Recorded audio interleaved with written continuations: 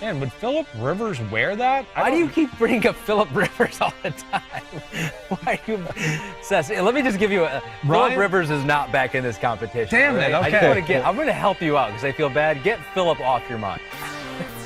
Oh, what a jerk he is, Ahmed Fareed. He set me up in our last Whose Feet Is It quarterback edition. Know your quarterback's feet. He killed me. He has a foot fetish. And also, Phillip Rivers would never wear that shirt. I know that. This is one of my favorite new hoodies right now. I like it. I'm just saying he wouldn't wear it. He would not wear this. No, he would not. But so for people that don't know, with the last 2 weeks, we've done a separate video where you try to guess. I show you a picture of a foot or 2 feet sometimes. Yeah, sometimes you get both. Sometimes I get a whole leg.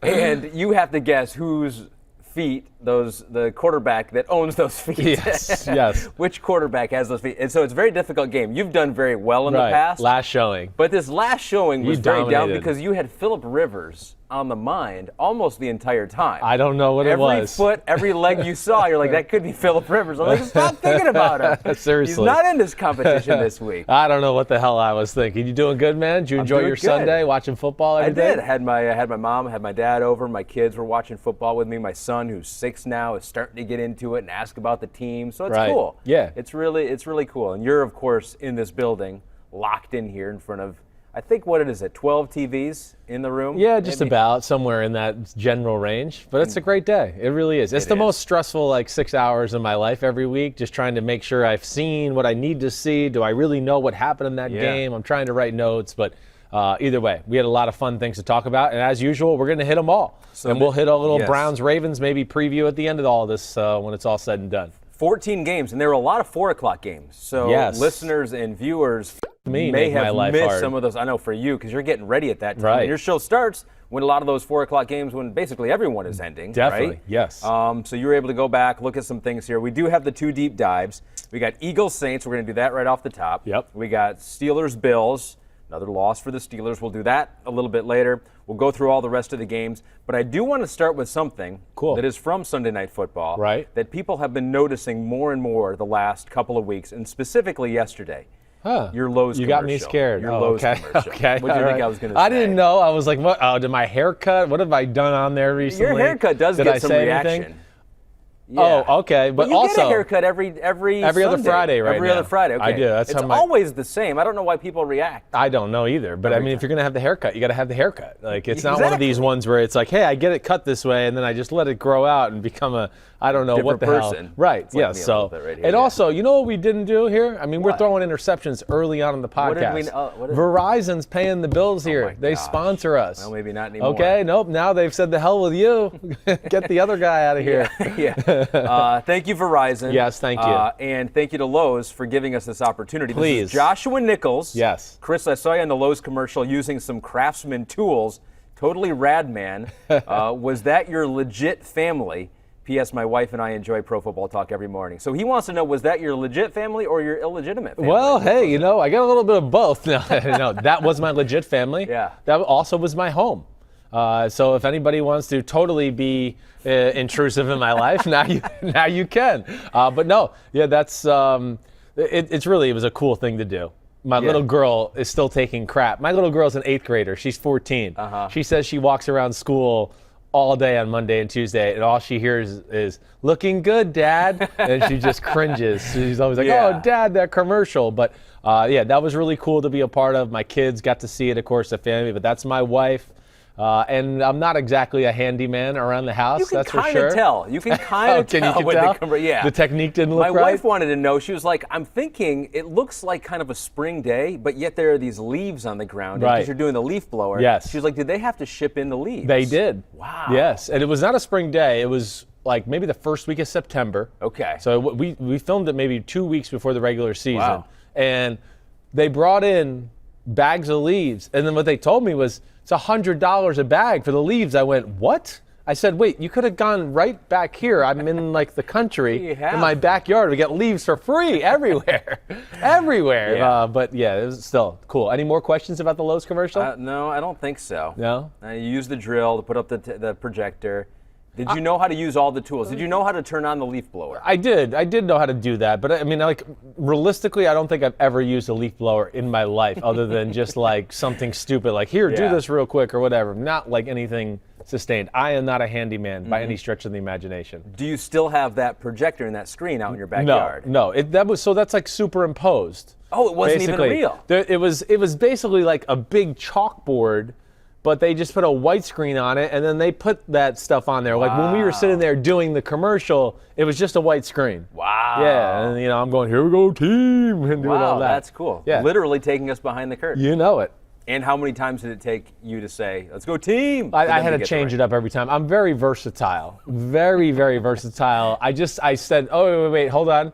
Yeah. What's my motivation? And they tell me, and then I just nail it. It's that your team is playing, and you want them to go. Right. Got it. And the first few times I said real teams. I was like, let's go Giants. Oh. And Lowe's is watching this commercial as it unfolds, and they're like, all right, no more team names. Yeah. Because there's no guarantee the Giants are going to be on there, so I had to go let's go team, do well in the big game. Right? Exactly. That's exactly what you have to do. 100%. All right, well, I hope you do another one, because they're really fun to break down and make fun of you for. Thank you. All right, let's get into our deep dive. And by the way, at the end, 4 new teams were eliminated. 2 virtually eliminated, not mathematically, but we're going to throw them in there. We'll throw them out there. Requiem for a team. We're going to lay them to rest. Yeah. But the first one is our film deep dive. We got Eagles versus Saints. Eagles got a win over the previously number 1 seed New Orleans Saints, who are that no longer, 24-21.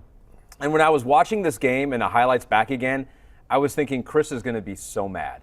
I was like, Chris is not going to be happy with this. And Logan Haynes 5 had the same thought as me. The Eagles running the ball with Sanders and rolling the pocket, getting Jalen outside. Why didn't Wentz have those play calls more often? It looked like an offense that I'm not going to say was easy to execute for the quarterback, but there were some plays that were right there for Jalen Hurts. I thought Doug Peterson did a good job for him. Yeah. Maybe things he hasn't done for Carson in the past. Yeah, well, I would agree with some of that. I will. And Jalen Hurts did a great job. And some of the reason those plays work, too, are also because of Jalen Hurts and the skill set and what he brings to the table, right? You're going to get some basic looks because of his ability to run, which now a sprint out play that maybe a team with Carson Wentz might go, we're going to play coverage here. We don't have to worry about a quarterback design run or anything like that. That might not be as available as it is for a guy like Jalen Hurts, because now a defense is going, wait, I know there might be no back in the backfield or one back in the backfield, but we have to worry about that aspect a little. And then it leaves some of those simple things wide open to where you just go, why didn't they do that before? Well, that's a little reasoning. That's sometimes why you hear me tell you things like what Cam Newton and Kyler Murray and the Russell Wilson and those double threat type quarterbacks, like the statistics don't tell the whole story, I guess, sometimes, to what they bring to the football game. So that understood. And then here's the second part, because it's a great question, and I observed the same thing. And I'm not lying. I mean, Coach Dungy and Rodney also recognize the same thing. They almost had an identity right away where you go, oh, they're gonna run the ball.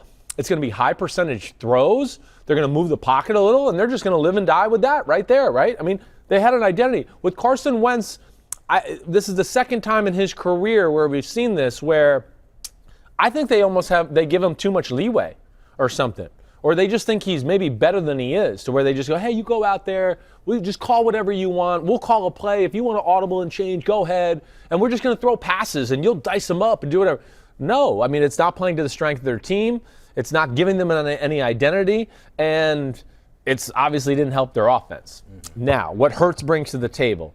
Hurts' speed is better than I gave it credit for. Let's just start right there. That's the first thing I think that jumps out about the football game. He's got a little like Derrick Henry to him, too, where it doesn't look like he's necessarily running that fast. No, it kind of gets in that, like, you're right. But he's pulling away from everyone. Pulling away. Yeah. Yes. I think, that aspect of the game was phenomenal. I think it must have caught the Saints by surprise, too. And I'll say, even just to start this off, before we get into some of the specifics of what happened and what they did, hey, the other thing, too, is, I mean, the Saints, I'm just shocked by their defensive game plan as I went through it. They're, other than the first third down of the game, there wasn't really any plays where they were truly spying him and aware of him running. They tried to play some zone defense and, hey, linebackers, make sure you keep your eyes on him. But as soon as the receiver went in front of them, then they kind of moved, and all of a sudden he gets outside of the pocket, and they're not there because it's not a true spy. They're kind of trying to cheat it. So that's the big thing. And here's like, I'll just sum it up one way here. His design runs, his scrambling and running, him hitting the passes he should, and a few that, maybe he shouldn't, no turnovers, no negative plays, played the field position football game. I mean, some of those things I just mentioned there are the opposite of what Carson Wentz does. So just the fact that he played the game a certain way gave them a better chance to win the game, let alone him being in there. You saw it, I saw it, I think you saw it. The energy of the football team was different. Now, whether they felt like they had to help the guy out or they were just pissed off or whatever, I don't know. But the Eagles came out physical and in your face and had a different way about their style of play yesterday. So even though the Saints defense maybe didn't account for the fact that Jalen Hurts was running and basically a lot of what he did in college, Bradley Lamps tweeted in kind of the same thing you said there. Chris, I was reminded of your pre-draft analysis of Hurts. He drops back looking to run at an alarming amount of plays. Saw that yesterday as the defensive line penetration turned his weakness into a benefit. I thought that was a good way to put it. It's exactly right. There was a number of plays. Again, you've heard me say this before too, where I go, wait, why is New Orleans blitzing? Why are they making it like to where he has to run or has to throw a one-on-one ball? And you take the thinking away from him. But that to me was the shock of why there was no spy on him. If you evaluated him in college, one, you would know, okay, he's faster than Carson Wentz. He was a lot faster than Carson Wentz. I'll say I even misevaluated that. But two, if you evaluated him in college, you saw he wants to run first. He is a run-first quarterback who can throw and hurt you with his arm at times, right? That's really what he is. Instead of like a Deshaun Watson, who's a throw-first quarterback, he's going to dice you up with his arm, and he only runs when he feels like, okay, I can't dice you up with my arm. I have to do that. Especially at this young of an age, Hurts is still like that, and that's where I was shocked by the Saints' lack of attention to his running ability, especially in some drop-back situations. Yeah, and he is also he's taking your pre-draft analysis. He's maybe making you reevaluate it, and he's also stealing your signature look here, James. Do we have that picture of him in his press conference afterwards? He's taking your look. It's like, this is your deal. This is your top you're talking about Jalen Hurts? Jalen Hurts, yeah. I know. Jalen Hurts, you're a top button guy. swag, yeah. You've got top button swag, and I know at the end of the game, there it is. Woo, he's baby. taking your look, and Mike Florio pointed this out, is that he's even maybe amping it up a little bit by changing the top button. Well, he should. He's cool, man. He's cooler than me. I know that. I mean, he's more charismatic. He's faster. He wore number 2 like me, so maybe we have more in common than you think. Maybe there is something there. He's trying to get on your good side. But his charisma, toughness in which he played, he only threw one throw the whole game where he should have thrown an interception. Gardner Johnson on the right side, he threw an out route late over there. It was really his only dicey decision the whole football game. It could have been a pick six. It could have changed the football game. But either way, for a guy who made his first start, there was a lot of things he did really well. And I think the biggest thing is he managed the game the right way. And he didn't cause negative plays or put the team in bad spots, which always gave them the opportunity and the way their defense is playing, and we'll hit that in a few minutes too, to where it all tied together to a special day. But, his running and even his threat of his running, I think is a big reason you saw Miles Sanders run down the sideline for an 82-yard touchdown. Yeah. They're worried about that. They're trying to create something. Quan Alexander makes the wrong run fit. That was really the big issue with the play. He goes to the wrong gap, and that left Miles Sanders off, and he can just turn the afterburners on. But nonetheless, they're playing a defense because here's that play. Here it is. So can we rewind that one more time just from the start? Let's just watch it one more time if you don't mind, if you can hit that rewind button. It seemed like Quan Alexander going inside was what sprung this exactly play from right. the get-go, He goes inside. And here, go start it over one more time. Let me pause it at the start. Don't go yet. So Quan Alexander on that left hash right there, right? That linebacker there. 58. Now go and hit the play button for me, Pete. You can see how he goes to that backside there, like you said. He should be in that front side gap right where Miles Sanders ran. So that was certainly the issue there, and a big moment of the football game because it put them up 17-0, before half, and really had a chance to go down and kick another field goal that they missed. That would have put them up 20-0. So it was curious by the Saints. Right? They did not tailor their defense to stop Jalen Hurts. Maybe they were surprised, like you said, about the speed of Jalen Hurts. Yeah. But outside of, that big play, that's not great, obviously. There was another big play early to Rager where he was wide open, big yards after the catch.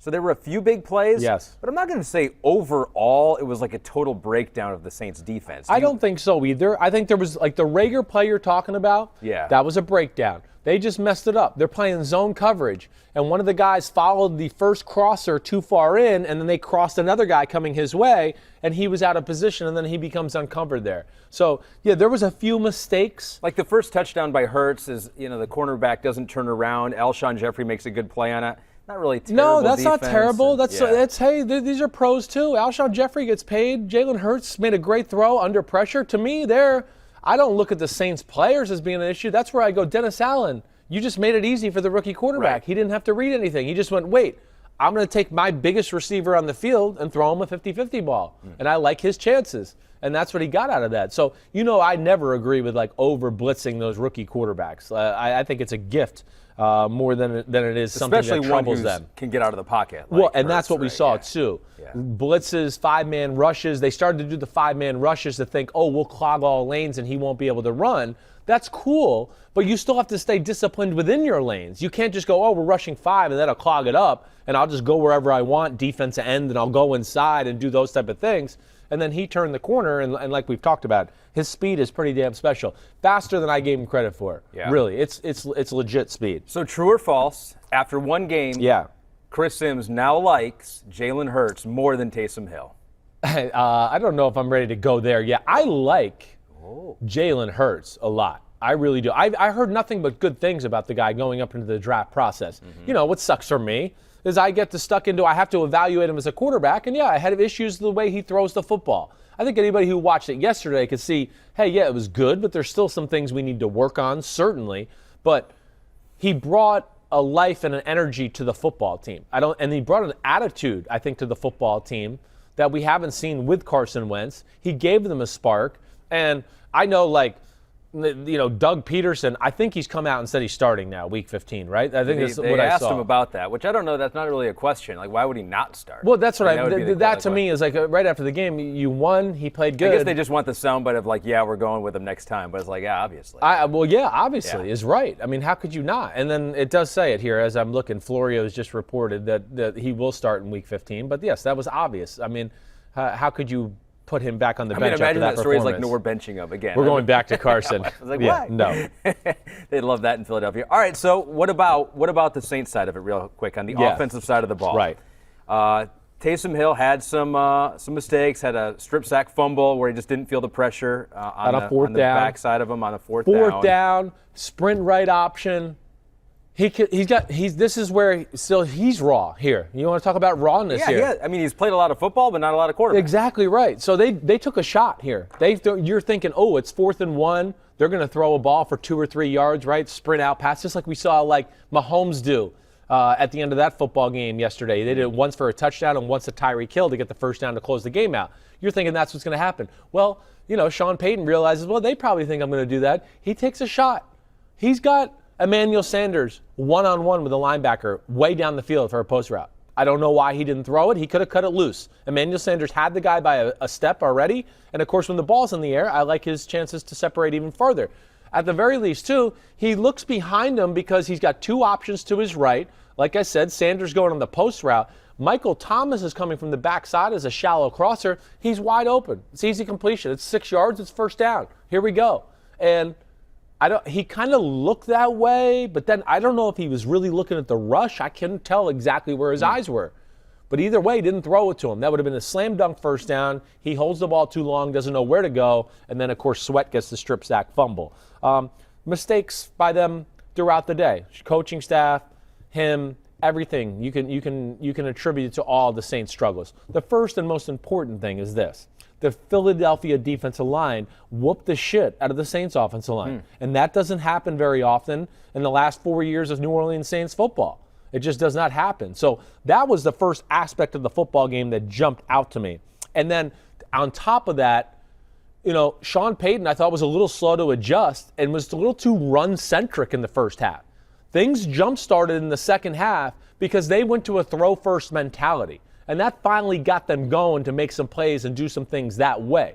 But, early in the first half, I thought they were too conservative. They thought they were just going to be able to run the ball down the Eagles' throats. He throws the interception on the screen pass, which, again, even that play is a little bit of experience. He gunned it right off the hands of Gunned it, Kamara. right. He got pressure on him before he really thought he was going to have to, right? It was a 4-man rush, but it was the old, like, 2 guys on the edge blitz and 2 guys on the inside dropped out, right? So that confuses the offensive line. You can't always get out there to get that guy off the edge when you do blitzes like that.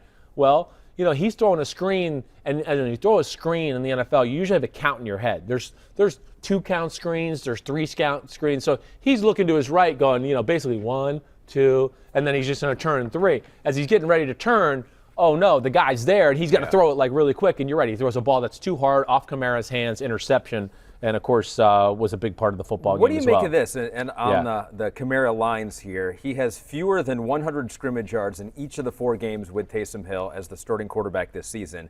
In all 6 with Drew Brees as the starting quarterback, he was 100+ in every one of those games. Yeah, and say that first line with Taysom Hill again. So with Taysom Hill in the 4 games that he has started, Alvin Kamara has not reached 100 scrimmage yards in a game that Taysom Hill has been the quarterback. Yeah, that's surprising. That really is. I think seems like you'd want to lean on him more. I know, it does. I think the biggest aspect, though, that is being missed from the Saints offense is that short Alvin Kamara gets to read the coverage along with Drew Brees' passing game. So that's not happening. And that forces defenses' hands a lot of the times to, oh, wait, Kamara's we have to worry about doubling him out of the backfield, or we have to do this. And now they run the ball, and you're like, wait, we're not in a very good run defense or a run defense personnel here, because I was worried about that aspect. So I think that really, you know, has affected Alvin Kamara. Yeah. Plus teams, as of right now, when they play the Saints, especially early on in these games, are going, we're going to stop the run. We're going to not let Taysom Hill and this running attack kill us. We want to see Taysom Hill, the thrower, beat us. And he wasn't bad. He did a lot of good things. He certainly did. But, you know, they left some plays and some yards on the field, and they were just too late to get the offense jump-started. Even having said that, there was a throw by Jalen Hurts in the beginning of the 4th quarter that could have been a pick 6. That's the one I was talking about, that chart on the right sideline. Yes. Exactly right. So it would have been a completely different game. We would have been talking about how the Saints, got a little close for them, got a little dicey, but, good teams prevail. So it still was close. You know, and Jalen Hurts fumbled at the end there to keep it close too.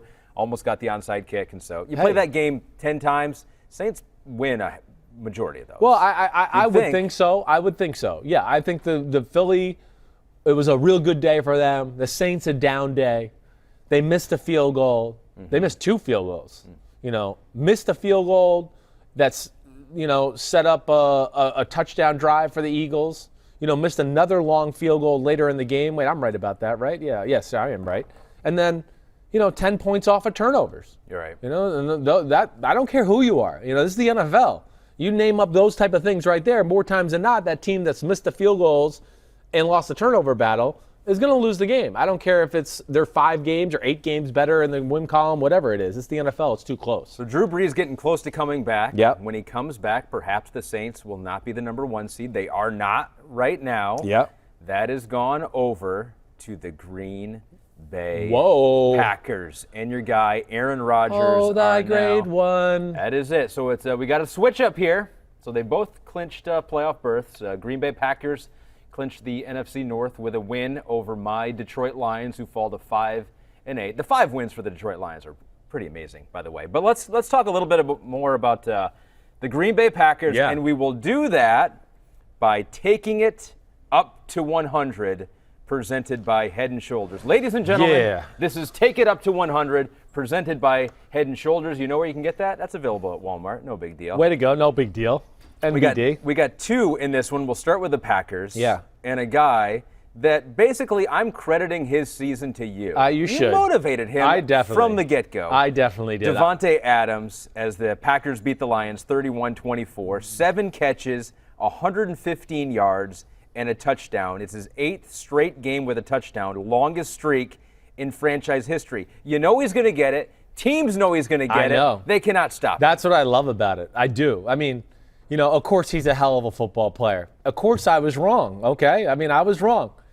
And he was not in my top 10, but he was probably right there. I said 11 and you will now consider him next year. I will. Right. I definitely will. He's crapped all over me, okay? But he is – that's what, I love about Davante Adams and Rodgers, first off. They wear it out. If it ain't broke, don't fix it. Yeah. They don't care. Oh, you're one-on-one? Oh, okay. Oh, okay. Oh, okay. We'll just keep throwing it until that changes. It's like in Madden, that one play that keeps working. You might as well keep calling it. It's like, oh, you're ruining the fun of it. I'm sorry. Stop it. Yeah, stop it. Exactly right. I mean, and then some of the plays, so many of the plays are not even schemed like, whoa, what a play call or play design. I mean, his long touchdown run. It's his long touchdown catch, excuse me. It's a back shoulder. The guy's over the top of him. It's pretty good coverage. It's the perfect throw, and it's a guy that's got unbelievable hands and body control, and he just snaps it out of the, snatches it out of the air and turns upfield seamlessly and runs for a 56-yard touchdown. Oh, big deal. No big deal. But it's also the other effect he has when it's not man-to-man. He is the ultimate decoy, too, because of what you just said. Like, it's Rodgers to Adams. There's so many plays throughout the football game where Rodgers drops back and he looks at Adams, who's 6 yards down the field, and the defense converges on him, and then Rodgers hits Valdez-Scantling behind him for a 20-yard play. It's that stuff, too, that doesn't really get talked about with the value of Adams, let alone, hey, it's a run play to the left. And then, Rodgers doesn't like the numbers, so he has a little RPO option where if you don't like to run it to the left side, there's too many people over there. Hey, just throw a quick pass over to the right to Davante Adams, who's got a little off coverage. We'd rather you just give him the ball one-on-one than run the ball into that bad look. He catches the ball behind the line of scrimmage, makes a guy miss, and it's 25, 30 yards, where it was a play that, schematically they shouldn't have had much. And I think that's just his value. He's a phenomenal route runner. He's got, I think, the best, what would you say, the connection, with him, they're like on the same wavelength. Symbiosis with his quarterback than any other receiver in football. I think that's what Davante Adams does, and he continues his trek of crapping all over Chris Simms. And maybe we should give a little more credit to Matt LaFleur. Maybe he should be in the Coach of the Year conversation. Agreed. I've had this conversation with a few people on Twitter where people ask me that, and it's a really valid question. Why is it that he gets just kind of looked over in that conversation? Because how different is this team roster-wise than they were before he was there? Not a whole lot. Not a ton. No. Still had Aaron Rodgers. Exactly right. I mean, Aaron Jones, Adams, a lot of these guys were there. You're right. It's the attitude. It's the scheme he's brought. He hired a new defensive coordinator there, too. That helped things out. So, everything he's done, let alone, hey, come on. The one thing we don't give Matt LaFleur credit for, what did we all question about when he got the job? Oh, can he get along with Rodgers? Can they make it work? It's been perfect. It's an NFC championship game, and the way it looks right now, we might be going to another NFC championship game, or at least in that conversation, we know that. And I'm with you, Ahmed. LaFleur. Yeah. I guess it's because his quiet persona kind of seems to get looked over in that conversation, and that's not right. Yeah. SD Davidson 3, real quick, wants to know, do you see Green Bay as the best complete football team in the NFC, or do you still need them to do more? I do need to. I'm not sold on their defense all the way. I think that does have issues. Yep. I mean, Lions move the ball on them. Everybody moves the ball on Green Bay for the most part. They really do. So I don't know if I'm going to say the most complete team. The one thing I will say with Green Bay is I don't know if there's a team that executes and manages the football game on the offensive side of the ball better than the Green Bay Packers. And that's where they really put their pressure on you. Because you just know, oh my gosh, not only do I have to deal with Rodgers, but he's really not going to mess up any, major plays or situational football. And that puts a lot of stress on other teams too. And that's the beauty of them. But no, their run defense, that stuff, I do worry about that still with certain matchups here in the NFC. But they got Aaron Rodgers, who maybe is closing the gap a little bit with Patrick Mahomes and that MVP talk, and that's our second take it up to 100 is Patrick Mahomes and the Kansas City Chiefs. Mahomes had those 3 interceptions, but what does he know? He knows to feed his tight end. Travis Kelce, 8 catches, 136 yards, and a touchdown. He's been over 100 yards in 5 of his last 6 games. Kind of like Adams. You're going to go to Kelce by the goal line, which they did, and they were able to do it. It is. I mean, there's a number of plays every game where he's doubled, and they still get a 20-yard completion. It's just he is the slickest, craftiest route running tight end I've ever seen in my lifetime, for sure. I mean, he is literally like he's just a big receiver. I don't know what else to say, who's got some blocking ability. But the way he can move his hips and, threaten DBs with his body language to get open and create separation, let alone, for a big guy, he can put his foot in the ground and come out of breaks and do all of that. Yeah, he's awesome at that. But then, I don't know, maybe I'm wrong about the symbiotic relationship, because this is another one that's very special. It's very similar that way, where it's just like Mahomes scrambles one way, and Kelce, it's like I can read his wavelengths, his mind waves through the air. On that touchdown right by the goal line, that's exactly what happened. It's just constantly that kind of stuff where you're like, oh, there's nothing there. Oh, Mahomes is buying time. Oh, no, nobody's open. Oh, Kelce found the hole, or he made the right move in man-to-man coverage to separate and get open and do that. But that's where he's special. And, who do you defend on that football team? It's just amazing with the weapons you have to worry about on the outside, and then you got to worry about him on the inside. And you're right, that little sprint right option thing, I mean, we saw that, 2 times? We've seen it in the Super Bowl. We've seen it in the 2 times in the 24-0 deficit against the Houston Texans, a similar type of play, where it's just get Mahomes on the edge, he'll make magic happen, and we got other ball players who know how to play ball in these backyard sandlot type of situations, and we'll just get it done. And they're unbelievable. Never seen anything like the Kansas City Chiefs. Never seen anything like it. Travis Kelce, 1,250 receiving yards. No tight end has ever led the league in receiving yards in a season. His 1,250 so far do lead the NFL in receiving yards. It's amazing. He could do it. They could easily go 1-2 this year in receiving yards. Yeah. I mean, they usually could go Kelce 1, Tyreek Hill 2, and you go, what? You got the 2 top receiving? Which is why maybe Aaron Rodgers should get a little more love for the MVP, because Patrick Mahomes does have better weapons. I would never disagree with you there. I love Patrick Mahomes, but Aaron Rodgers to me right now is the MVP of football for what's around him and what he has to do every week with, a lesser cast of characters certainly than Patrick Mahomes. Right. And then, they've lost 2 more games on the schedule. I get that. But statistically, he's having a better year, too. But either way, it's going to be a close race by 2 legends. So some debate on who could win, who's going to still win the MVP here, but no debate on this. Great symbiotic relationships. We got Adams and Rodgers. We got Kelce and Mahomes. And we have Head and Shoulders. Oh, take it up to 100. Take it up to 100. Ooh, available baby. At Walmart.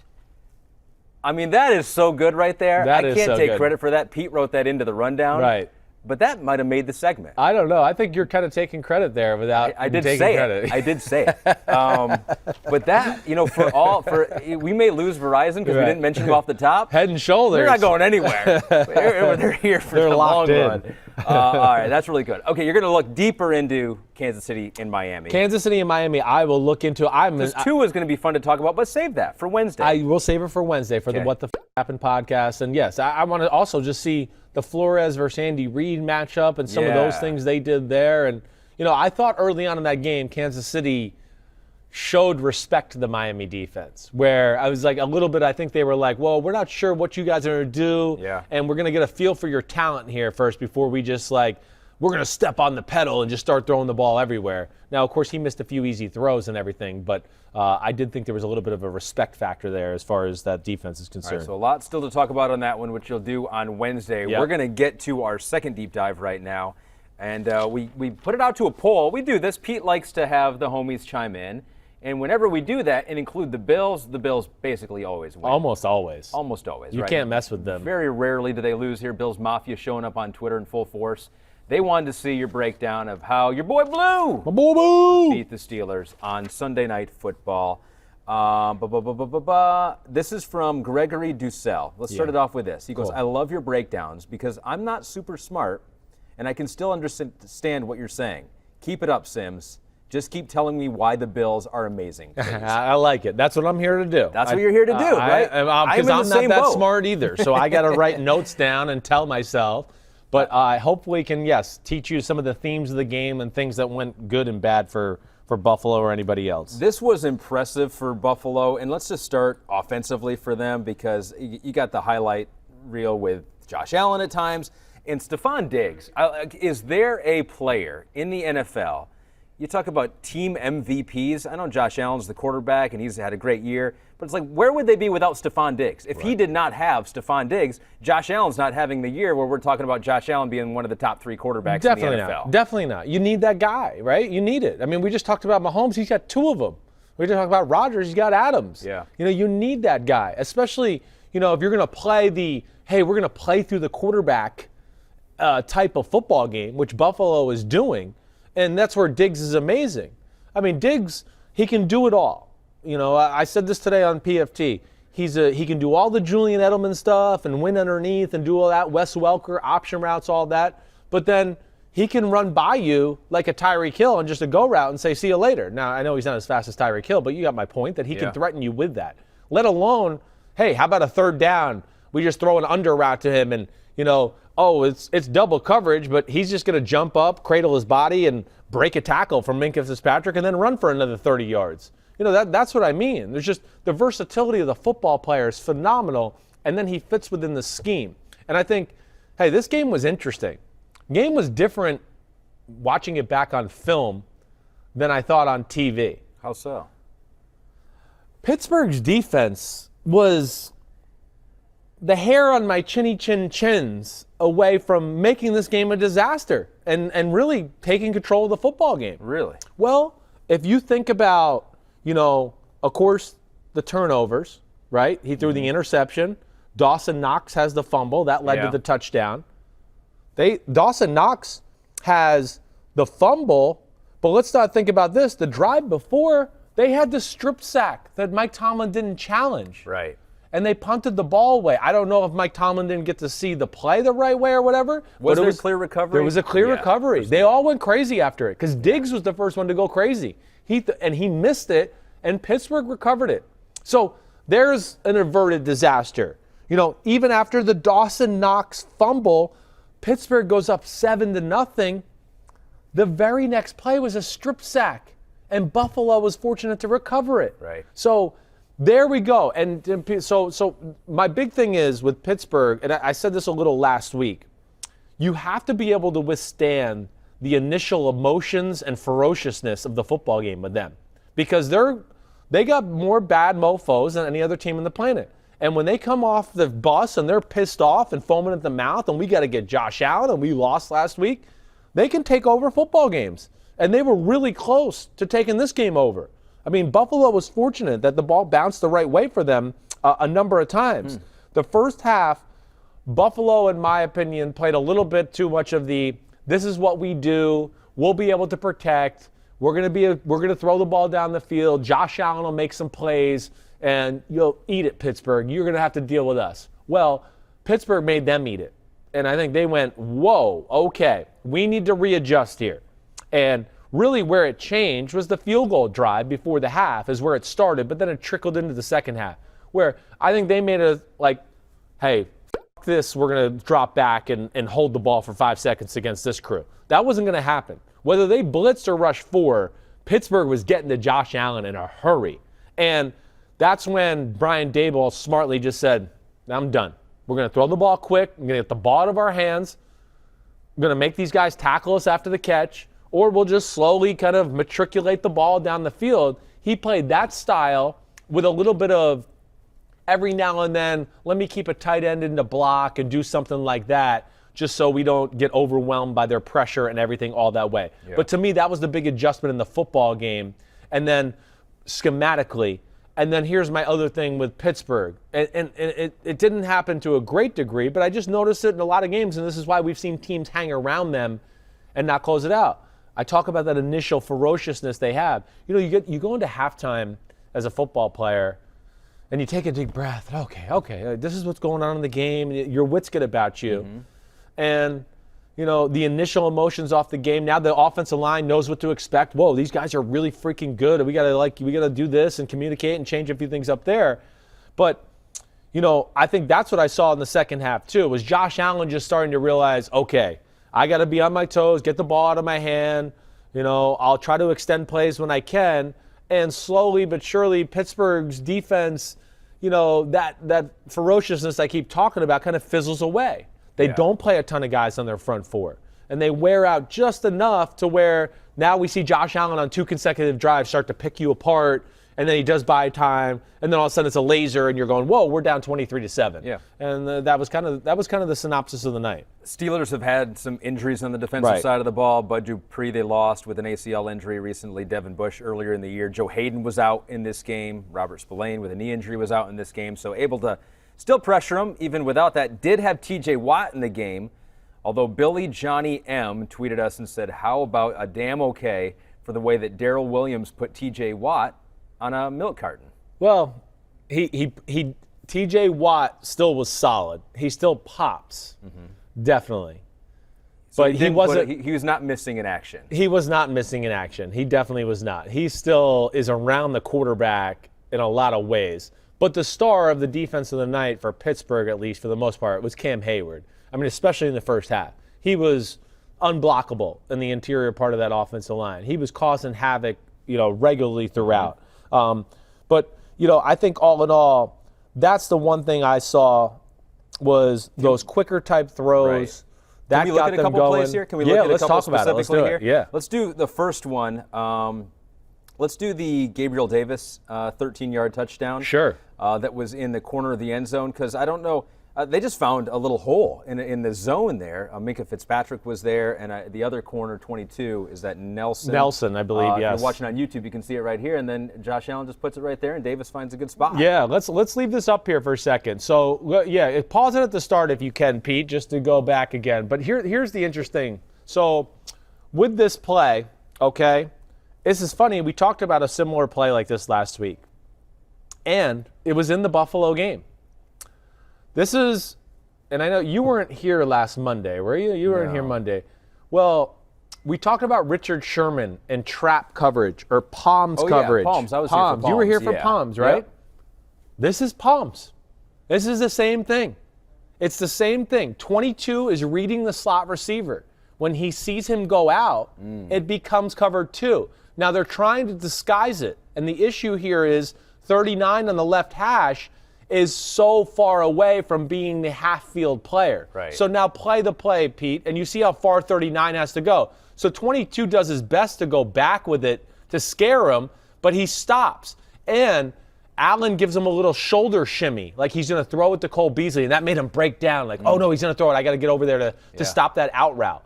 And within that, of course, Josh Allen, I don't know. I would say arguably could probably put more mile per hours on the ball than any other quarterback in football. He throws a laser back into that corner there, and that's just a phenomenal throw. Those are type of plays where it's only like Mahomes, Josh Allen, Rodgers, those type of arms that can throw that ball in a hole like that against the Pittsburgh Steelers. But very impressive, and of course put them in a big-time power position by going up 23-7. Is there anything you want to say that's super smart right now because our boss is now standing by? Oh, he's so used to me saying super smart stuff. I can't even impress him anymore. Yeah, you can't even raise the bar anymore. No, it's already up, it's way up there. I already knew you would do that. Okay, so as he shakes his head and walks away. He's disappointed, immediately disappointed in the display that he just saw. Another touchdown, real quick. Let's look at the Stephon Diggs one. Yeah, let's do that because this bleeds into the short passing game. Yep. Right. I mean, he was wide open over the middle here. I don't exactly know what 22 slipped here. 22 slipped man-to-man. Remember that, right? So, there was a few times during the game where Steelers defenders slipped during the night or during the game. But, yeah, Diggs kind of comes off slow and then turns on the afterburners, makes a hard right-hand turn, and 22 falls down. And by that time, Diggs he's too good of an accelerator, and he gets up there in between Minka Fitzpatrick and 22, and that's all she wrote with Steven Nelson there. But that was more of that just feeds into that was what Buffalo started to do to get momentum. 5-6 yard throws, 8-yard throws, boom, boom, boom, boom, boom. That kind of got them going with the field goal, the first touchdown drive, and then on that drive with Gabriel Davis that we just hit on, last thing, and then I know we'll move on. That was one drive where, they get a little more aggressive. They max protected. He hit a intermediate pass to Diggs, and then a play action intermediate pass to him, and then there was that touchdown pass there. But either way, that put them in a big-time power position against the offense we know in Pittsburgh that's struggling and not exactly high octane right now. So those were a couple of the touchdowns on the offensive side of it. They had a touchdown on the defensive side of the ball as well. The Pittsburgh Steelers offense could not do a whole bunch. James Conner came back. There was some hope that they'd be able to run the ball with him off the COVID-19 list. Could not do that. 10 carries, 18 yards. And, Big Ben threw a pick six to Ron Johnson. And I think we have the dots for that one as well. And Pete noted, per our discussion last time, and here it is that this is exactly what you were talking about on the pod last time, is that they are a sticks team. And what you meant by that is that if there's a 3rd and 5, they're going to basically throw it 5. They're going to throw 5 or 5.5 just to get it. Exactly right. And the beauty of this play, too, is they ran the same exact play 2 plays before this. So Teron Johnson just saw this route here. And, again, when you're going to consistently try to jam in 4 and 5 yard throws all the time, hey, defenses know that. And, Pete heard me today. One of the things I said today is the Steelers have become predictable within their predictability. I mean, they really have. We know they're going to throw it every play. Now they're becoming predictable in, they're going to throw it short and right here in these areas, and that's all you got to defend. So not only do we know they're going to throw it every play, but we know where and how they're going to throw it. That, to me, is like a double whammy. That's hard to overcome. There's got to be something changed there. But, yes, that play called twice out of 3 plays. They ran that play. He threw the out route to the left. They ran the ball the next play, and then they went right back to that play. Now, McDermott's smart, and he played a different coverage. I mean, McDermott wasn't going to just let Big Ben get in a rhythm and play the same coverage all night long so he could just get at the line of scrimmage and tear them apart. And also with that play, too, Pete, if we could bring it up one more time, I'd just like to show Juju Smith-Schuster deserves some of the blame here as well. Okay. All right? Teron Johnson at the snap is a little outside of Juju Smith-Schuster. Right. He never really attacks him. He never really does anything to back him off. So within that, as the play kind of develops and Juju goes outside, he knows he's inside. So he goes, wait, I'm inside. So all I need to do is really be ready to break outside. I mean, he's not going to run into me and run inside. So he never attacked his leverage is the word we'd use in the NFL, right? If the guy is playing outside of you or wherever he's playing, you have to attack that leverage. He never does that. And that allowed him to, not worry about it the inside, break it all, and then he takes a little look back to see where Ben's doing. He realizes he's getting ready to throw, and that allows him to come underneath it and break downhill, which was the turning point of the football game. So this is maybe a little victory lap for you, although we never like to take a victory on someone not playing well, but you had Big Ben outside your top 10. And Joe Chewy 93 says, do you think Big Ben is hurt? Who is to blame for the pathetic performance offensively over the past 2 to 3 games? So specifically on Big Ben, I mean, does he look as good now as he did in the beginning of the year? He looks fine. It's just, they're going through a little lull as a football team.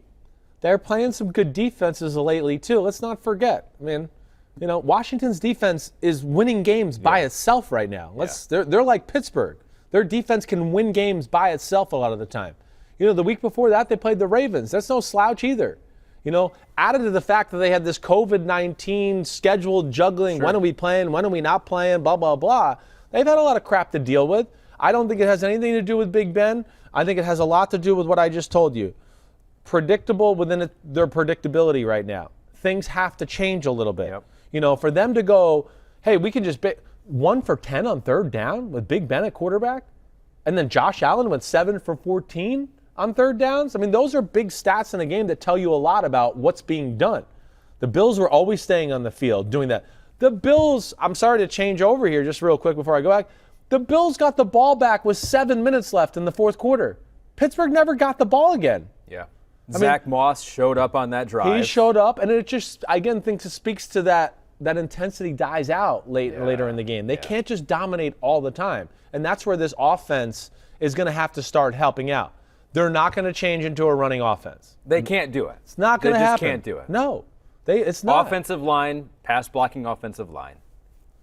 At this point in the year, there's nothing they can do. No, your dad's an ex-high school football coach. Yeah. He'd probably be like, no, running the football starts the first week of training camp in August, right? Where you're like, we're going to run the ball, we're going to be tough, we don't care who we play, we're going to have this attitude about us. Yeah. They don't have that. That's not going to be like, oh, it's week 15 now, we want to do that. No, you're a throwing football team. Just accentuate that more. More deep passes. You got Chase Claypool. He's super fast. He's big. They have to. They have to stop the sticks football play like we talked about. Oh, it's 3rd and 10, we throw 11. Oh, it's 3rd and 4, we throw for 5. They have to stop that. Their 1 third down conversion of the night, Ahmed, guess what they did? Kept the tight end into block, kept the running back into block, 7-man pass protection. They hit Juju Smith-Schuster on a 3rd and 4 for a 15-yard gain. The Bills were thinking it's going to be short pass. There's no fear when you play the Steelers offense right now. If you blitz, you just go, hey, we just got to come forward and make the tackle. He's going to throw it short. Boom. And then if you fake the blitz and come out, you might get an interception, or they're going to have to jam a ball in between 3 people to get 4 yards. So what's the fear? Yeah. Right? It's almost like, hey, we blitz. We know he's going to throw it really quick. Let's just make the tackle, and they'll get 3 or 4 yards. And then we can fake the blitz, and maybe they'll get a big mistake. But there's nothing else. This is where, like you and I have talked about, there's got to be some more first down, keep the tight end in, keep the running back in. We got 3 receivers to the left, and we're going to use them on some combination, but we're going to be protected, and Big Ben can be aggressive and throw the ball down the field. There's got to be more of that. And, to the fact that we talked about, there's not going to be a running game, so there's just got to be more movement formations. They just have to expand the passing game and go all in on it. That, to me, would be my take from it. So 2 teams. Steelers still have a better record than the Bills, but one team trending here a little bit. Definitely. Or, at best here. They're plateauing. They are. Plateauing. Right. And the Bills, if you're watching on YouTube, you see my arm, and it's trending in an upward trajectory. They are. Yes. But I'm not giving up on the Steelers. I'm not. The Steelers are still a force to be reckoned with, and I don't care who you are in the AFC. You don't want to see that defense and Big Ben, who's not going to be affected by playoff pressure, coming into town. They'll figure this out. They will. They're going to figure it out. Not that it's going to be perfect, but they're going to figure it out to where it's going to be better than what we've seen the last few weeks. I have no doubt in that. But it's not very often. Yeah. You see the Steelers give up some of the plays they did, some of the drives, let them run out the clock, the 3rd down conversions, the time of possession. I mean, everything favored Buffalo last night, let alone, they made some big plays when they needed to. So the Steelers still there, but there are teams in the AFC who are trending up, the Bills being one of them, the Colts perhaps being another, and that is where we begin our damn okay. Yeah.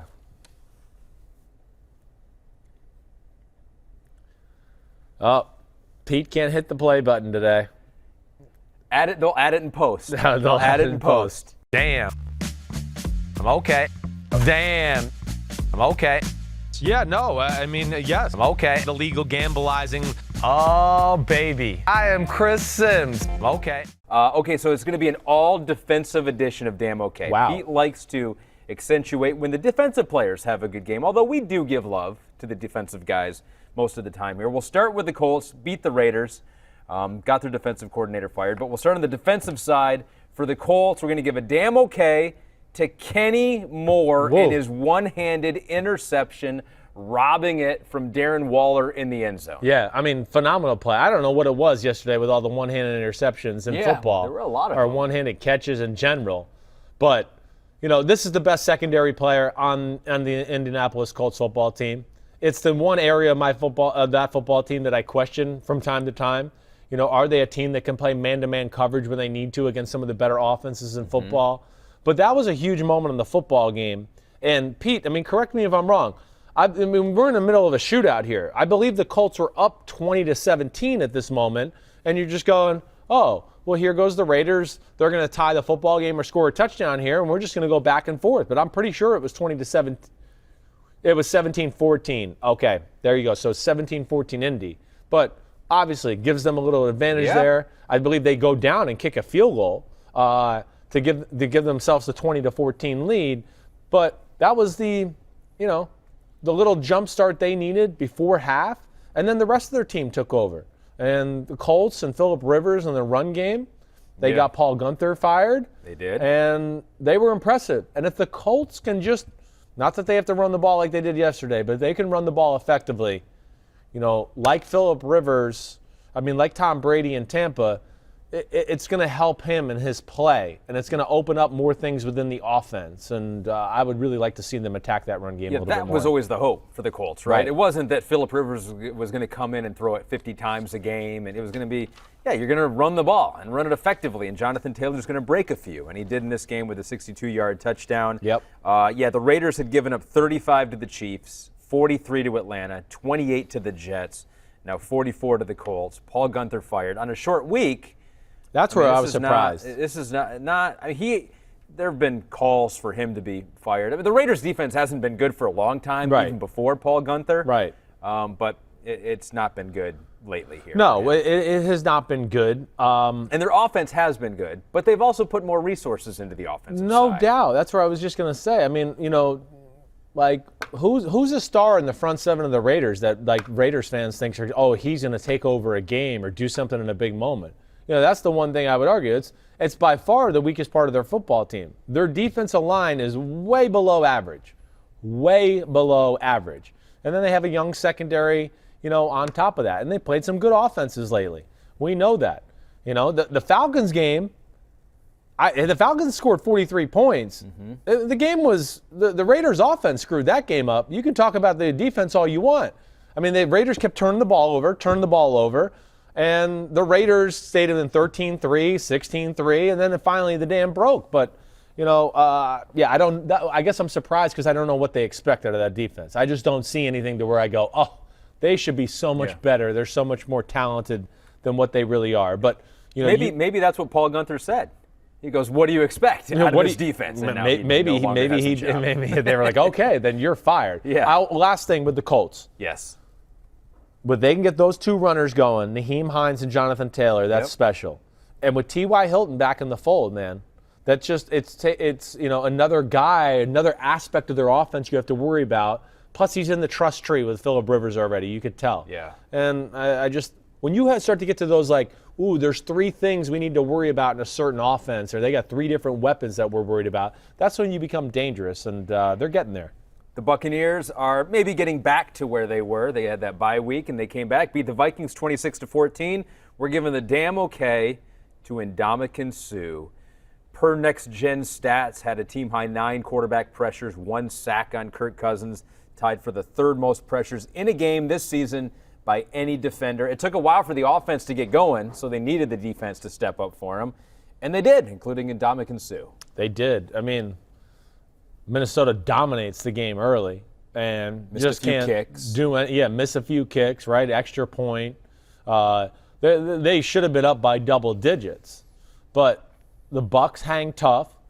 They'd stop the bleeding with Dalvin Cook in the running a little bit, and then it forced, now Kirk Cousins is going to have to throw the ball. And the interior pass protection for the Minnesota Vikings is not good. It's not been good in 3 years. They've had issues here. And Suh just mauls those guys inside, or at least pushes the pocket back into Kirk Cousins' face consistently.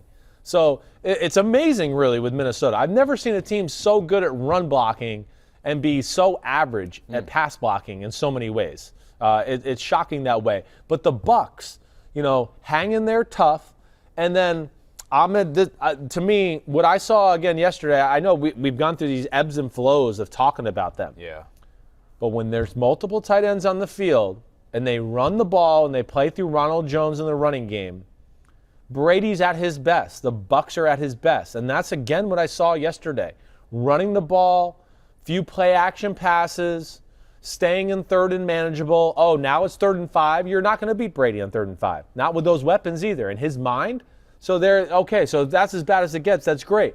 I don't want to see Brady in the shotgun 40 times in a row. That, to me, is when they are not as great. This is a little bit of everything. It gives him the confidence to throw the ball down the field and be aggressive. And, we'll see. Maybe the bye week finally got them sold on this is the way we should play. We'll see where it goes. Tom Brady improves to 15-4 following a bye week. I'm not shocked. I hear everybody on TV like, well, see, Brady can still throw the deep ball. Brady's never not been able to throw the deep ball. Brady's going to have a special arm when he's 55 years old. It's just, was he willing, and can you make him comfortable to stand in the pocket and make those throws? And to me, that's when they're at their best because they keep those tight ends in. Teams worry about the run. We don't want to blitz. Oh, they can keep extra guys in to protect. And that's when he usually throws strikes down the field with a deep ball at least. So they're feeling better about everything. Do you buy into this that Bruce Arians said after the game? We can do any damn thing we want to on offense. Well, not specific. No, because you're not saying exactly. You excelled because you kind of changed what you played the right way, yeah. right? You played a style of football that fits your team. And that's where I don't know if it was Brady or Bruce or who wants what. I don't know. But I just know that we went through a number of weeks where we went, it's too pass happy, it's too shotgun happy, and the success rate was too few and far between. When I see this way, to me, when you're 15 for 23 for 196, I think that's a whole lot better than 35 for 43 for 305 yards. You know, to the fan, I know that might look cool. Yeah. But 15 completions for 196 means you were making some throws that were changing the field. And yet that, to me, is what wins football games. Changing field position or making a big play to, now we're in the fringe of the red zone, and now we only need one more play to score a touchdown, or at least we're going to get a field goal. But that big play was huge for us, and that's where I think they're dangerous. So a big win for the Buccaneers to get them feeling good about themselves once again. They got a pretty favorable schedule here on out. A win for the Cardinals that was more crucial for them because they are right on the bubble. They got the win over the surging Giants. I thought they were surging. Yeah. 26-7. And we're going to go to Tanner Morris, who said, Haason Reddick's got to be up for the damn okay. And he is. We'll give him the damn okay. Haason Reddick, 5 sacks in the game. Franchise record, most of the games since 2017. Forced 3 fumbles in the game. And he's from New Jersey. That's Camden, right. New Jersey. Dirty Jersey, baby. That's maybe the most surprising thing to have a player do this well being from New Jersey. I was like, all those things. Shut your ass up. How dare you speak that blasphemy. What a game for him. What a game for him. I mean, how cool is that? You know, you come home to your home state. Yeah. You know, I doubt he was a Giants fan. Being from Camden, that's South Jersey. They're more affiliated with Philadelphia, but he probably likes sticking it to the Giants nonetheless, either way. So it was. And that really was the story of the game from the get-go. I mean, the first drive of the game is Marcus Golden's strip sack on Daniel Jones. That led to no points for the Arizona Cardinals because they missed a 4th-and-1 conversion. But constantly throughout, the Arizona defense dominated the line of scrimmage. And it's one where I'm excited to go watch the film for that for Wednesday's podcast too. Because it just looked like every time Daniel Jones dropped back to pass, there was a plethora of people around him. And every time they ran the football, it seemed like Arizona's defensive line or anybody lined up at the line of scrimmage was all in the backfield. It looked like the Giants from the early get-go part of the year there. But Arizona, you know, they show you they can win ugly football games. Like we expect them to be Cliff Kingsbury, Kyler Murray. Right. They're capable of winning these kind of defensive struggle, we'll take care of the football and make a few plays here and there type of football games. And that's what they did, really. I mean, they did it with turnovers and then them taking care of the football themselves. Kind of disappointing, the Giants, the way they played in this game. Because, as a company man, I wanted them to play well going into the Sunday Night Football game with Baker Mayfield and the Browns. Like, we need that. Yes. Right? They screwed us by playing like that. But Daniel Jones here, from Pro Football Reference, Daniel Jones lost 52 yards in sacks, fumbled 3 times. He's the first quarterback to have a game with 50-plus sack yards and 3-plus fumbles since Daniel Jones in 2019. So this is a recurring problem for Daniel Jones. Early on in his career, for sure, just second year. But ball security, taking some big sacks has been an issue. They need to, like, in the offseason, just tell him to go out and play 7-on-7, and there are no plays. There are no plays. Just, like, fucking make it up. Stop, like, coach told me to go to 1, to 2, to 3. I got to sit here because coach said to go through my reads. Like, got to be a football player. Just got to, oh, man, that guy's kind of in my face. Whoa, he flew up. I don't know. Let me just check around me. Let me get out of the pocket. Let me just go run. Let me do something. There is still a concerning aspect of that in his game where I just go, the lack of awareness with people around him in the pocket is a little concerning still for this point of his career. It is. He does a lot of good stuff. Now, I think what also into that is I don't think he should have been playing yesterday. You know, so that's going to hurt you too from let me get out of the pocket, let me make a move. When you can't run and you have a hamstring injury, you know, from the get-go, you could tell he was not 100%. And, you know, I know he's tough and he wants to play, but it just looked like to me that was one where I think the Giants should have saved themselves or saved himself from himself, really. But they got beat at their own game. The Giants really got out-giant by the Arizona Cardinals. The Cardinals played defense, dominated the line of scrimmage, capitalized on a few turnovers, and that was it. And once it got to 13-0 after the Dion Lewis kick return fumble, just the way the Giants offense looked, you went, ooh, this is going to be hard, 13-0. I don't know if they're going to be able to score 13 points today. And, obviously they didn't. So they left the window open, the door open a crack for the football team. Yeah. And they slipped through it. Washington got the big victory over the 49ers, 23-15. This was the slam dunk of all damn OKs. Chase Young, 6 tackles, a sack, 2 quarterback hits, 2 passes defended, a forced fumble, a fumble return for a touchdown. He can do it all. He's looking a lot like the guy that the 49ers took last year with the number 2 overall pick, Nick Bosa, who can do it all and change their defense. You're right. I mean, they're almost playing defense like them last year. Yeah. I mean, of course, the 49ers had a better offense to support that defense last year. But we're seeing a defense in Washington that is truly capable of almost winning games by themselves. If the 49ers were just willing to win the game 13-7 or 13-6, they would have won yesterday. They would have. Chase Young is a phenomenal talent. He really is. Jack Del Rio is doing a great job on the defensive side of the ball. He's very sound. They mix up coverage as well. But that D-line is the star of the show. And really, of course, Chase Young, 99. But number 94, Daron Payne, he's a big ugly in the middle, one of the big boys. He's another guy that just does not get the credit. Just constantly causing disruption. He's the guy that causes the fumble that Chase Young picks up and then runs for the touchdown. We're not going to talk about him, but either way, he's phenomenal. They got studs up front.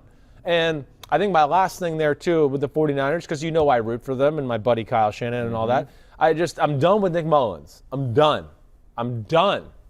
I just wish he would make the switch. I don't know what else we got to see anymore. He misses open receivers every week, and in the crucial parts of just about every football game, he messes it up. And I don't know. I hope Jimmy G can come back soon. Because he's ruining it for your friend. I am. Right now. I'm sorry. I mean, the stat is glaring. It's 49ers with Jimmy Garoppolo, 22-8. 49ers without Jimmy Garoppolo, 6-25. Don't know how much better C.J. Beathard would be than Nick Mullins, but you want to see. Yeah, and it's not even just that. You're truly losing games because of that guy. Buffalo, there's a handful of plays last week where you go, man, if he makes that throw properly or doesn't, false start and a quarterback sneak on the 1-yard line and do things like, who knows what's going to happen? They might win the game. So there we got 2 games in a row here or there. Eagles game, they lost because of him. You're exactly right. So there's that one. No to that one. Green Bay got off to a bad start, missed throws there. I mean, you could say that was partly him either way, but to me, I'm with you, or what you just said. I'd like to see C.J. Beathard from here on out. Okay, we'll see if they do it. Yep. Their 49ers slim playoff hopes. Crushed. Still there. They're going away. Yeah, they nearing are. 0. Staying in the NFC West with the 49ers, the Seahawks, a lot rosier picture for them. It helps when you play the New York Jets. That just makes things better. Always a good cure. The Raiders. Jamal Adams, we're going to give the damn okay here. Frank Knoll says damn okay nomination for Jamal Adams for breaking the sack record for a DB. Also a damn okay nomination for Pete Demolitis for having to put up with Chris Simms. I agree with that. I mean, it is. You're a nice guy. You're a hard worker. Pete says it's a great tweet because it's true. You press the people that you love the most. Thank you very much. Yes. Okay, we'll give him a damn okay. Give him a damn okay. He deserves that. He deserves one. Not as much as Jamal Adams does. Okay. I mean, Jamal Adams he's just a phenomenal football player. I know he's made some mistakes this year and learning the new defense and all of that, but the way he flies around, had the dropped interception. The sacks themselves. Listen, I know he's not a pure pass rusher. It's not like he's beating tackles, but it shows he has a knack of timing up snap counts, getting around blockers, and his acceleration shocks quarterbacks. I think they see him blitzing and they go, oh, he won't be here for another second or two. And then all of a sudden they're like, oh, wait, he's here? I think that all is shocking. But good win by Seattle yesterday. I know it's the Jets and all of those type of things, but it also gave them the opportunity to work on some things I think they needed to work on. Got their run game back in order. Russell gets his confidence back a little. It's like a relationship. They needed to work on themselves. I really do. You do sometimes. But, good for Jamal Adams. I don't give a damn where he's ranked or anything like that. He's still one of the best defenders in football. 8.5 sacks, passes Adrian Wilson for the most by a defensive back in a single season in NFL history. And Russell Wilson becomes the only quarterback in the Super Bowl era to win 9+ games. In each of his first 9 seasons, he had 4 touchdowns in the game. He's got 36 on the season, which is a career high for him, and he's still not going to sniff an MVP vote. No, he's probably not. You're right. I don't know. I hope somebody gives him a token vote this year at least. But you really can't in the NFL, right? It's like you're just vote. It's not like you have 5 votes. It's like you have 1 vote. I know. It's like who is the MVP? It's hard you not to see. You can't get a second place vote. Yeah, you're right. It's hard to see many votes not going from Mahomes and Rodgers. You're right. And you're going to be able to also say, a few of those losses, you can pin him on Russell. Not that he lost the games, but he made some big mistakes and some big moments that we don't usually see him do. But good for Seattle. And I'm interested to see, like Damon Snacks Harrison, he had that strip yesterday and the fumble on Frank Gore. Jamal Adams was involved in that. I want to see how much he played yesterday and keep infusing him more and more. It's kind of been spotty to this point. But I'm not giving up on Seattle. I'm not. I still think they're a damn good football team and are going to make some noise before all said and done. It is time to save the paper. Ladies and gentlemen, let's do it. Give me the headlines presented by Hyundai. So we've got a newspaper. The only way it can be saved is if our editor-in-chief, Chris Simms, can give us good headlines for these games. I like it. The first one we're doing is Titans versus Jaguars. Titans, a big win for them. Looks really good. 31-10 was the final score. Legendary. Ooh, okay. Simple. How many copies does it just sell? 1 million? In Tennessee, a lot. Yeah, in Tennessee it will sell a lot. Because that's where Derrick Henry is. It's legendary status. Yesterday, to be the first running back in the history of football with 200 rushing yards and 2 TD games, to have 4 of them? 4 in his career. Right? Yeah. 4 in his career. Barry Sanders, Jim Brown, LaDainian Tomlinson only have 3. That's legendary stuff. I don't know any other way to say it. There was a lot of legendary stuff in this football game, though. With him running the ball, A.J. Brown's one-handed touchdown catch, that was amazing. On a flea flicker, which was cool. You're exactly right. And Tannehill really putting it in the perfect spot. The guy's just holding his arm. He can't lift the other arm up. But they're just amazing. I'm always amazed with a ground and pound football team with how many big explosive plays they have every week. They're supposed to be 4 yards in a cloud of dust, and there's some of the most fun highlights to watch on a Sunday is them every week. It's big passes, it's big runs, and again, some of those holes were perfectly blocked. I know that. But I think we have to take into account is when they're perfectly blocked, he maximizes it. If there's, it's a perfectly blocked hole, he got a 47-yard run, and that was there to be had, yes. But what people don't realize is sometimes there's a lot of other running backs I can show you and go, look, his hole was like Derrick Henry's yesterday, and he got 15. He didn't make the appropriate cut. He didn't see the proper hole. Or, he didn't know the right time to slow down and then reaccelerate to get through the second level, whatever that may be. Mm-hmm. He's got all of that, and that's where he's special. A team that when they're good, they're like, no, this is such a good team. It's such a fun team to watch, like you mentioned. And they're built for this time of year. They're built for the postseason. Good run game. Tannehill doesn't turn the ball over. Right. Offense helps him a lot. Yep. Do want to give love to Jacksonville running back James Robinson. Yeah, he's a baller. He has the most scrimmage yards now by any undrafted rookie in the common draft area. Is that right? Most scrimmage yards. Is that era you were supposed to say or area?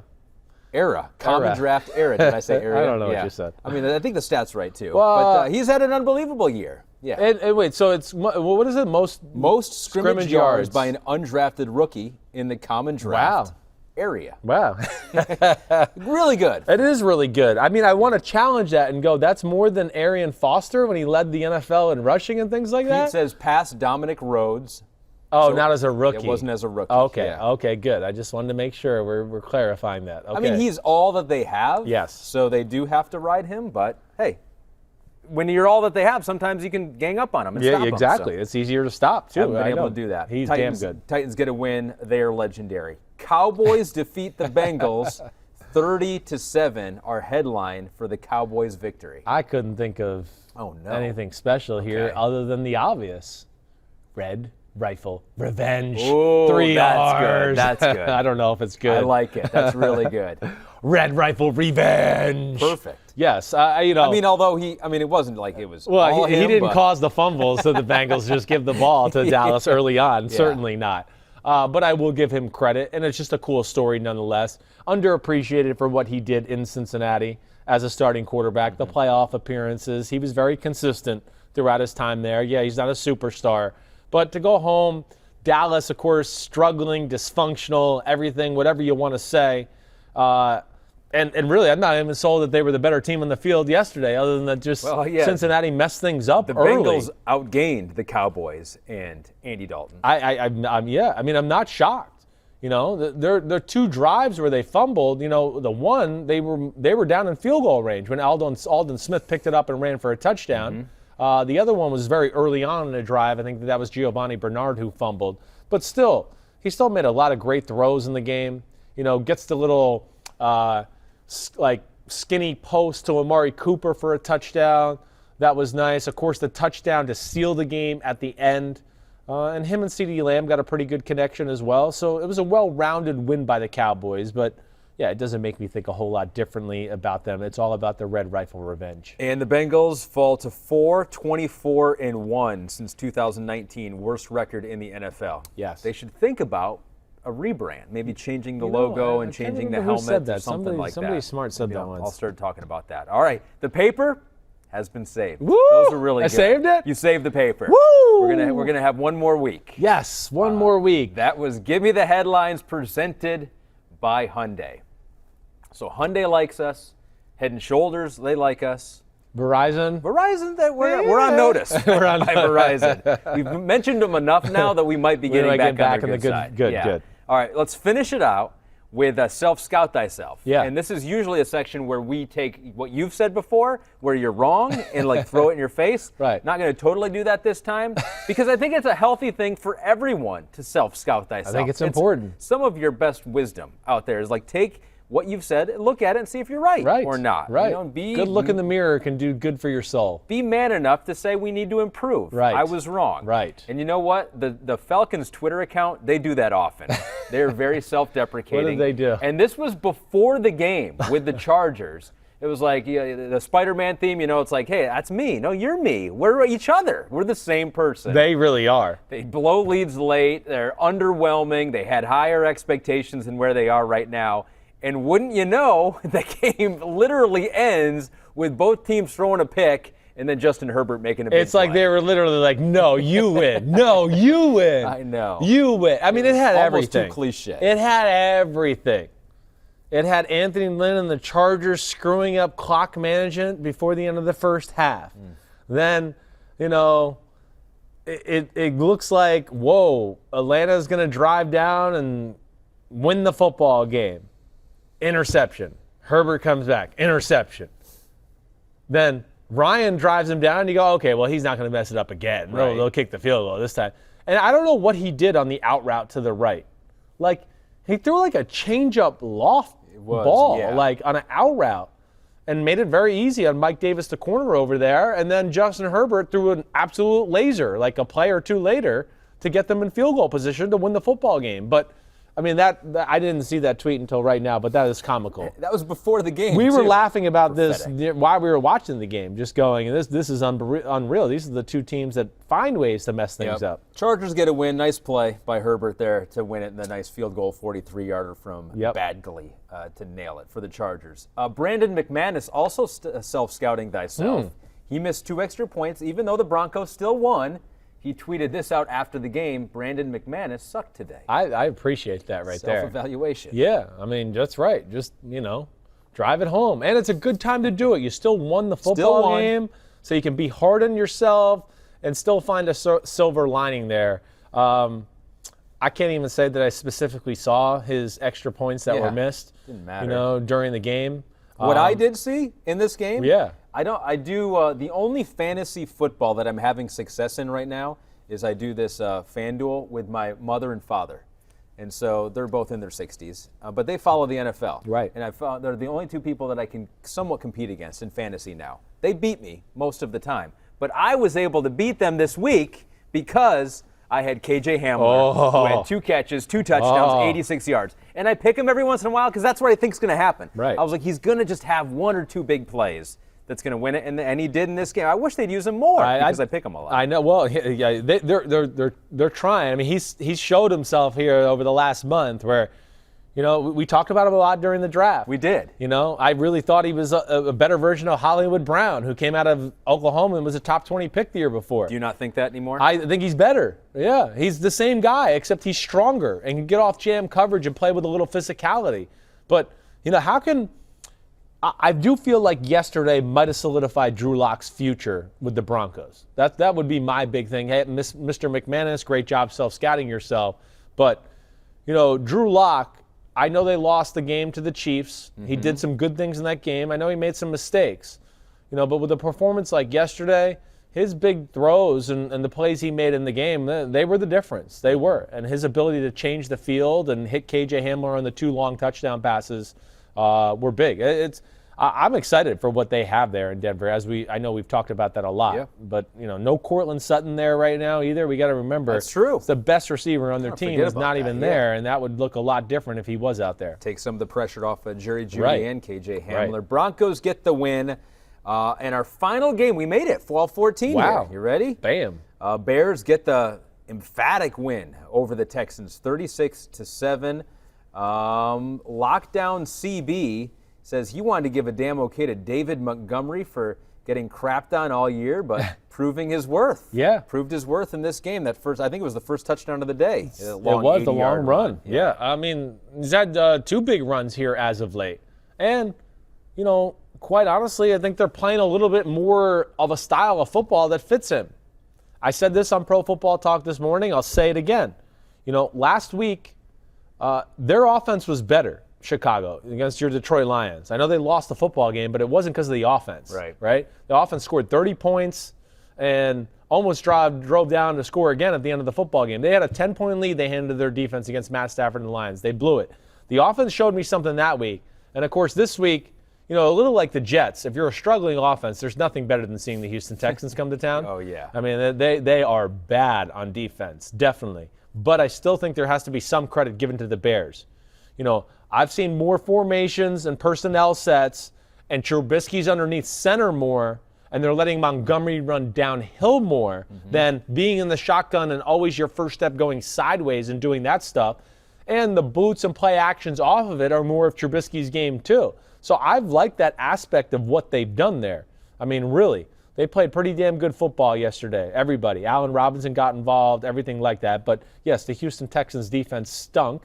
And Trubisky can tell all the Bears fans for the first time in a long time, I'm better than Deshaun Watson today. Yeah. Eat it. At least on the scoreboard for one game. On the scoreboard, that's right. Bears have scored 24 or more points in 5 of Trubisky's 6 starts this season. They had fewer than 24 in all 7 of Nick Foles' starts.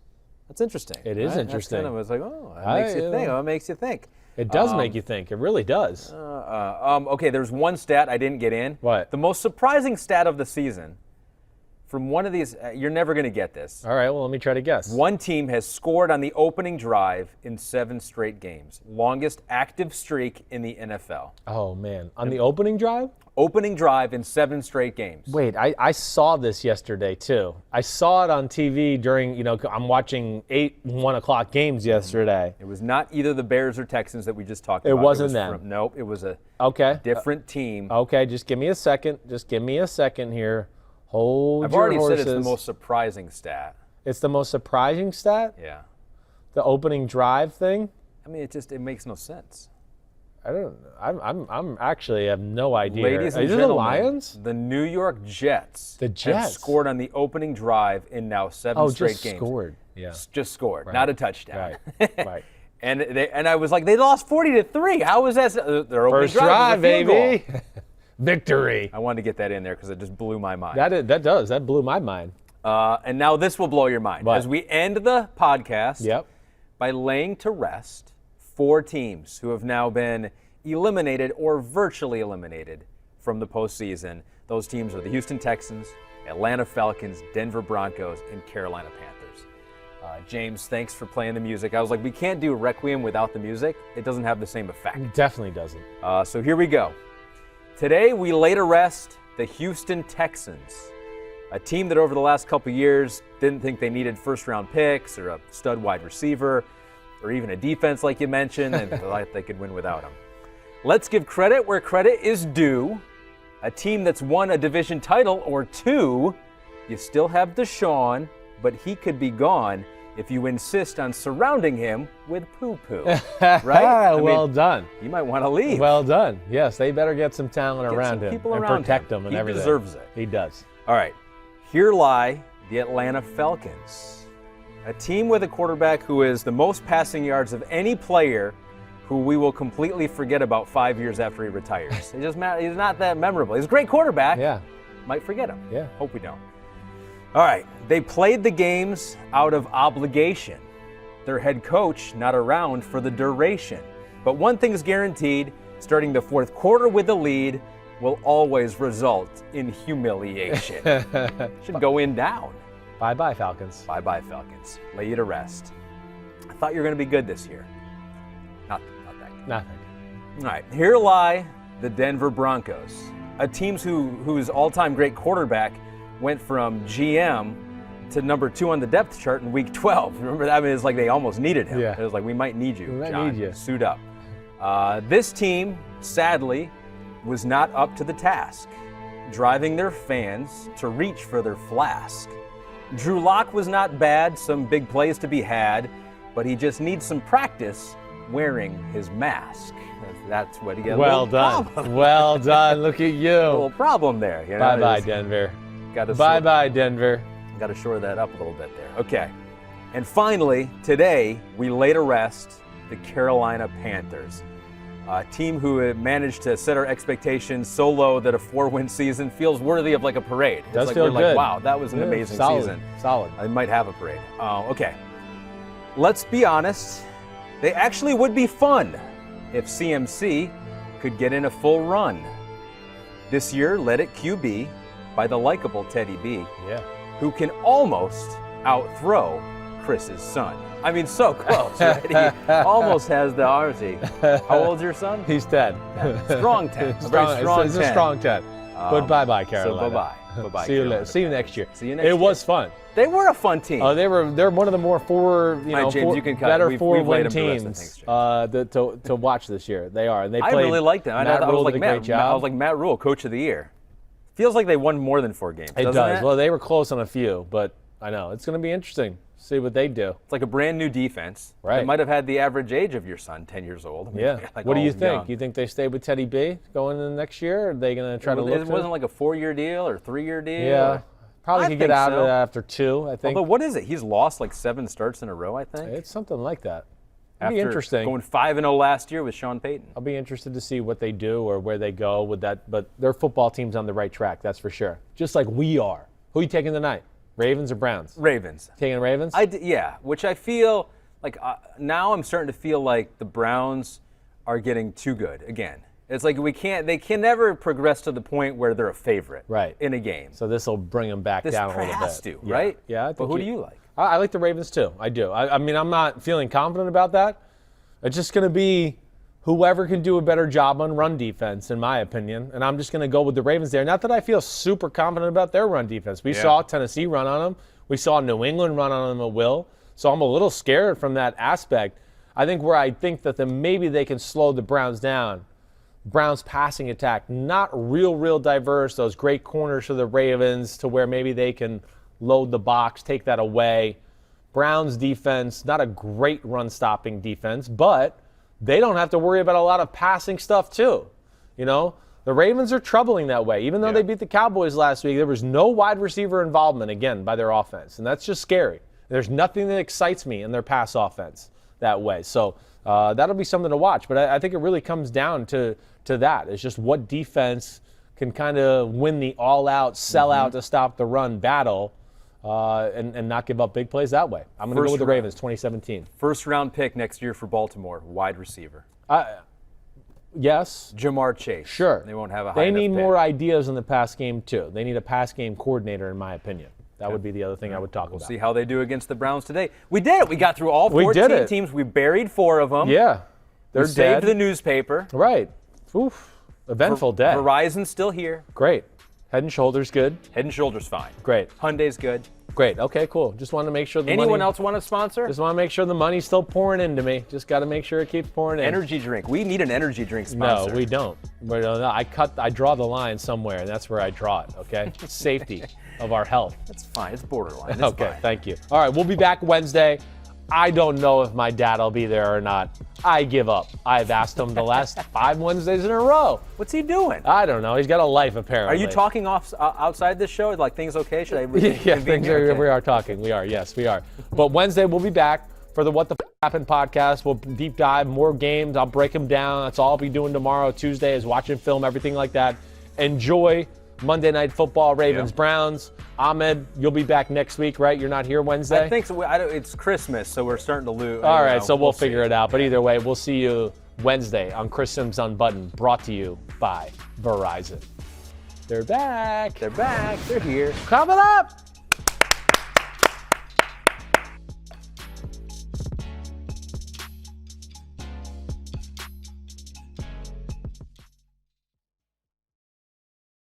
Hi, I'm Mike Tirico, and thanks for watching. Make sure to hit subscribe for the latest news and highlights from NBC Sports.